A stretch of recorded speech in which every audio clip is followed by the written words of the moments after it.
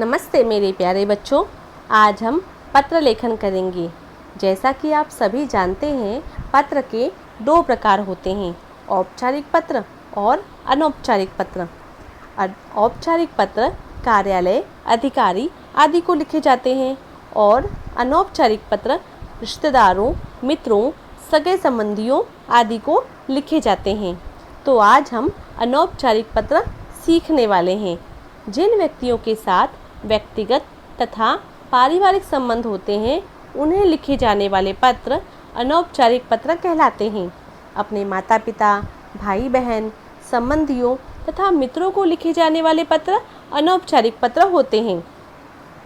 पत्र लिखने के कुछ नियम होते हैं, जिसके साथ ही आपको पत्र लिखना होता है।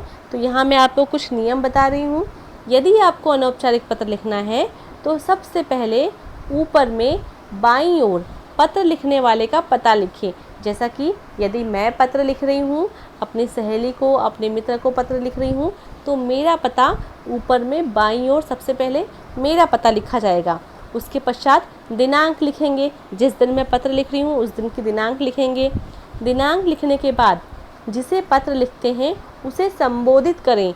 जैसे कि मैं मित्र को लिख रही हूँ तो प्रिय मित्र, दादाजी को लिख रही हूँ तो आदरणीय दादाजी, दादी जी को लिख रही हूँ तो आदरणीया। लिंग का आपको ध्यान में रखना है कि दादाजी को लिख रहे हैं तो आदरणीय, दादी जी को लिख रहे हैं तो आदरणीया, पूजनीय, पूजनीया। इस प्रकार आप अच्छी तरह ध्यान में रखकर लिखेंगे। उसी प्रकार जो भी बड़े हैं आपके, तो उनको आप आदरणीय, पूजनीय, श्रद्धेय इस प्रकार के संबोधन लिख सकते हैं। जो आपके बराबरी के हैं उन्हें प्रिय मित्र इस प्रकार से आप लिख सकते हैं। छोटों को भी आप प्रिय इस शब्द का प्रयोग कर सकते हैं। संबोधन के पश्चात आपको सम्मान सूचक शब्द अर्थात अभिवादन लिखना होता है। जैसे कि अगर आप बड़ों को लिख रहे हैं पत्र, जैसे कि माताजी, पिताजी, चाचा जी, काकी जी, ताऊ जी, जो भी आपके बड़े हैं उनको यदि आप पत्र लिख रहे हैं तो प्रणाम, सादर प्रणाम, चरण स्पर्श इस प्रकार के शब्द आप लिखेंगे। यदि आप बराबरी वालों को लिख रहे हैं, बराबरी वालों को मतलब कि आपने मित्र को लिख रहे हैं, तो आप नमस्कार, सप्रेम नमस्ते इस प्रकार के शब्दों का आप उपयोग कर सकते हैं। लेकिन यदि आप अपने से छोटों को पत्र लिख रहे हैं, जैसे छोटा भाई है, छोटी बहन है, उन्हें आप पत्र लिख रहे हैं, तो उन्हें आप आशीर्वाद दोगे, सुखी रहो, प्रसन्न रहो, स्वस्थ रहो, इस प्रकार के हम आशीर्वाद देते हैं ना छोटों को। उसी प्रकार आपको अभिवादन में जैसे कि प्रिय अनुज, जैसे कि यदि आप छोटे भाई को लिख रहे हैं प्रिय अनुज, और फिर लिखोगे आशीर्वाद या सहस्नेह आशीर्वाद, सुखी रहो, प्रसन्न रहो, इस प्रकार के अभिवादन आप लिख सकते हो। इसके बाद पत्र के पहले अनुच्छेद में सामान्य शिष्टाचार के शब्द, जैसे आप कैसे हैं, यहाँ पर सब सकुशल है, इस प्रकार आप लिखें। जैसे कि आप फ़ोन पर भी बातचीत करते हो तो सबसे पहले जिस चीज़ के लिए आपने फ़ोन किया उसी पर बात करते हो क्या? नहीं, पहले हम सामान्य शिष्टाचार की बातें करते हैं। जैसे कि आप क्या कर रही थी, घर में सब कैसे हैं, ठीक है, बहुत दिनों से आपकी याद आ रही थी। तो उसी प्रकार पत्र भी जो होते हैं वो बहुत दिनों बाद हम एक दूसरे को भेजते हैं, उसे जानने में भी समय लगता है। तो हम सबसे पहले अपना उनसे उनका हालचाल पूछेंगे कि आप कैसे हो, और अपना हालचाल बताएंगे कि यहाँ पे सब कुछ ठीक है, यहाँ सब कुछ कुशल मंगल है। और फिर आशा करते हैं हम, हमेशा हमें आशा कैसी करनी चाहिए? सकारात्मक, पॉजिटिव। तो आशा करता हूँ कि वहाँ भी सब कुशल मंगल होगा। इस प्रकार के आप वाक्य लिख सकते हैं। ऐसा भी आप पत्र की शुरुआत कर सकते हैं कि बहुत दिनों से तुम्हारा पत्र नहीं मिला, इसलिए मैं पत्र लिख रही हूँ, आपकी याद आ रही थी इसलिए पत्र लिख रही हूँ। इस प्रकार आप कैसे भी पत्र शुरू कर सकते हैं, ठीक है। उसके बाद जो दूसरा अनुच्छेद होता है वो होता है विषय का विस्तार। जिस भी विषय पर आपको परीक्षा में पत्र पूछा जा रहा है उस विषय का विस्तार आपका सेकंड पैराग्राफ अर्थात दूसरे अनुच्छेद में होगा। तीसरा जो अंतिम अनुच्छेद होता है वो 1-2 वाक्यों का ही होता है। उसमें आप इस प्रकार लिख सकते हो कि मैं आपके पत्र की प्रतीक्षा करूँगा, या आपके पत्र के उत्तर, मेरे पत्र के उत्तर की प्रतीक्षा करूँगा, या आप उनके घर में जो भी बड़े बुज़ुर्ग हैं या उनके जो छोटे भाई बहन हैं उनको आप स्नेह भरा नमस्कार, बड़ों को प्रणाम, सादर प्रणाम, चरण स्पर्श, इस प्रकार के आप वाक्यों का प्रयोग कर सकते हो। इसके पश्चात पत्र के वो तीनों अनुच्छेद खत्म होने के बाद नीचे बाईं ओर पत्र लिखने वाले का नाम, जैसा कि मैंने पहले उदाहरण दी थी कि मैं अगर अपने मित्र को पत्र लिख रही हूँ तो मेरा पता सबसे शुरुआत में लिखा हुआ था और अब मेरा ही नाम सबसे नीचे होगा। नहीं, पत्र प्राप्त करने वाले से आपका संबंध, जैसे कि मैं अगर मित्र को लिख रही हूँ तो तुम्हारा मित्र, दादी जी को लिख रही हूँ तो तुम्हारी पोती, अगर अपने चाची जी को लिख रही हूँ तो तुम्हारी बेटी। इस प्रकार आप उनसे अपना जो भी संबंध है वो आपको लिखना होता है, उसके बाद आपको अपना नाम लिखना होता है। लेकिन बच्चों, आपको ध्यान में रखना है कि परीक्षा में आपको कहीं पर भी आपका नाम, आपका पता लिखने की ज़रूरत नहीं है। इसीलिए आपका नाम जहाँ जहाँ पर भी आ रहा है आप वहाँ क ख ग च छ ज ट ठ ड कुछ भी शब्दों का प्रयोग कर सकते हैं। और पता की जगह पर भी, जैसा कि आप कक्षा 5वीं में भी लिखते आए हो, परीक्षा भवन, क ख ग नगर, च छ ज शहर, इस प्रकार आप उपयोग कर सकते हो।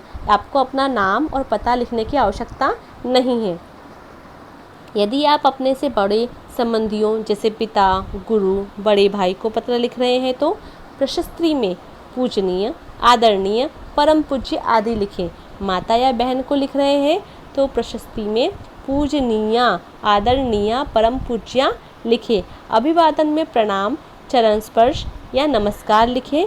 निवेदन में आपका स्नेहाकांक्षी, आज्ञाकारी,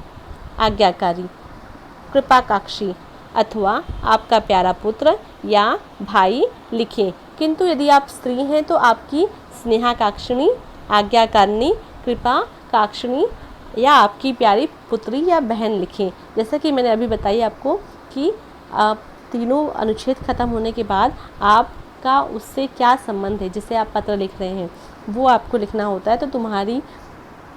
तो ये जो शब्द दिए हुए हैं इनका उपयोग आप कर सकते हो। ये देखिए बच्चों, आपकी किताब में भी, व्याकरण की किताब में भी ऐसा दिया हुआ है, पत्र लिखने का नया प्रारूप और पुराना प्रारूप। आपको ये जो नया प्रारूप है इसके अनुसार ही पत्र लिखना है। ये पुराना प्रारूप अब नहीं लिखा जाता है। पहले इस प्रकार का प्रारूप हुआ करता था लेकिन अब इसे नहीं लिखा जाता है। नए प्रारूप के अनुसार ही पत्र लिखे जाते हैं, तो इसका आपको विशेष ध्यान में रखना है।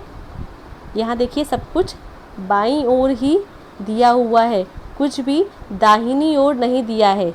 ठीक है, इसका आपको विशेष ध्यान में रखना है। इसके पश्चात ये पत्र का प्रारूप है, जैसा कि मैंने पहले बताई थी आपको, लिखने वाले का पता, दिनांक, संबोधन, अभिवादन, विषय वस्तु। यहाँ पर 3 पैराग्राफ नहीं दिए हुए हैं, लेकिन आप कक्षा 6वीं में आ गए हो तो आपको 3 पैराग्राफ में पत्र लिखना ही है। उसके बाद उससे आपका संबंध और आपका नाम। हाँ, आज हमको जिस विषय पर पत्र लिखना है वो ये है कि दृष्टि भगवान की या प्रकृति की अनमोल देन है। तो आप अपने छोटे भाई को समझाओगे, छोटी बहन को समझाओगे कि वो ज़्यादा कंप्यूटर और मोबाइल पर अपना समय न बिताए। जैसा कि अब ऑनलाइन क्लासेस चल रही है तो ज़्यादातर समय हमें बिताना ही पड़ रहा है, पर जो ज़रूरी काम है उतना ही समय आप उस पर बिताओ। उसके अलावा जैसे आप खेलने के लिए, गेम खेलने के लिए, चैटिंग करने के लिए भी उसका उपयोग करते हो तो उसे अवॉइड करो। ठीक है, उसके बजाय दूसरा कुछ ऐसा करो जिससे आपको, आपकी आंखों को थोड़ा आराम मिले। तो इस प्रकार से आपको छोटे भाई को पत्र लिखना है। आंखें कुदरत का वो नायाब तोहफा है जिससे सारी दुनिया की रंगीनी, अच्छी बुरी सभी चीज़ें देखी जा सकती हैं। आंखें शरीर का बहुत ही कोमल हिस्सा होता है, इसीलिए इनकी सुरक्षा बहुत ज़रूरी है। मोबाइल या कंप्यूटर इस्तेमाल करते समय उससे निकलने वाली किरणें सीधे रेटिना पर असर करती हैं। इससे आंखें धीरे धीरे जल्दी ख़राब होने लगती हैं, देखने की क्षमता भी धीरे धीरे घटने लगती है। तो ये आपका विषय है दृष्टि। हाँ, दृष्टि अनमोल देन समझाते हुए छोटे भाई को कंप्यूटर या मोबाइल के सही उपयोग की सलाह देते हुए पत्र लिखिए। तो आप बड़ी बहन हैं या बड़ा भाई हैं, आप अपने छोटे भाई या छोटी बहन को पत्र लिखेंगे कि मोबाइल और कंप्यूटर का कम से कम उपयोग करें, सही उपयोग करें। सही उपयोग अर्थात जो ज़रूरी है उतना ही उस पर काम करें। मतलब कि समय से कुछ एक समय होता है, उससे ज़्यादा उस पर समय ना बिताएं, जिससे आपकी आंखें ख़राब हो सकती हैं। तो जैसा कि मैंने पहले बताई थी आपको, परीक्षा भवन, क ख ग नगर, च छ ज शहर, यह आपका पता हो गया। उसके बाद दिनांक, फिर प्रिय अनुज, ये भाई के लिए है इसलिए अनुज लिखा हुआ है। सस्नेह आशीर्वाद, पहला अनुच्छेद, तुम कैसे हो, यहाँ सब कुशल मंगल है, आशा करता हूँ वहाँ भी सब कुशल मंगल होगा। दूसरा अनुच्छेद मैंने नहीं लिखा है, दूसरा अनुच्छेद आप स्वयं लिखेंगे। तीसरा अनुच्छेद, माता पिता को प्रणाम, छोटी बहन को स्नेह, तुम्हारे पत्र की प्रतीक्षा में। उसके बाद तुम्हारा बड़ा भाई, ट ठ ड। देखिए यहाँ पर मैंने कहीं भी अपना नाम या जिसे मैं पत्र लिख रही हूँ उसका नाम नहीं लिखा है। तो आपको भी परीक्षा में अपना नाम या जिसे भी आप पत्र लिख रहे हैं उसका नाम नहीं लिखना है, ठीक है। इतना ध्यान में रखिए और पत्र अच्छी तरह लिखिए और अपनी शिक्षिका को दिखाइए। धन्यवाद।